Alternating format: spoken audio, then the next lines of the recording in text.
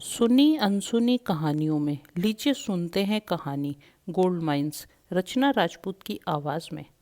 सुखिया किसान का खेत बहुत बड़ा था।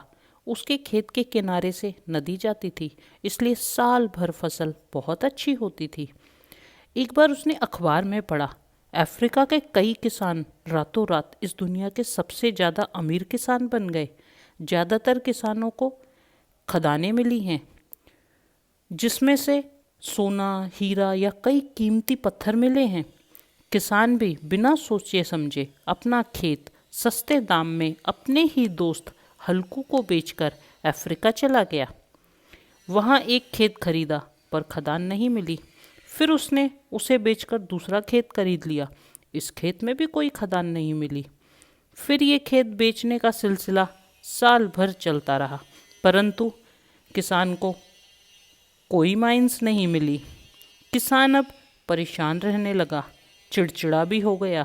उसके पैसे भी कम होते जा रहे थे। वो बात बात पे गुस्सा करता था। अब वो और जीना नहीं चाहता था। एक दिन किसान ने अफ्रीका के घने जंगलों में जाकर अपने आप को वहाँ एक पेड़ से बांध दिया और फिर उसे जंगली जानवर खा गए। किसान ने अपनी ज़िंदगी खुद ही खत्म कर ली। किसान का दोस्त हल्कू बहुत मेहनती था। खेत के किनारे से नदी जाती थी, इसलिए खेत की फसल साल भर बहुत अच्छी होती थी। वो धीरे धीरे बहुत अमीर बन गया।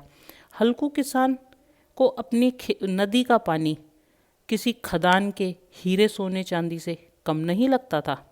वो बहुत खुश था कि उसके पास खदान से भी ज़्यादा कीमती एक नदी थी।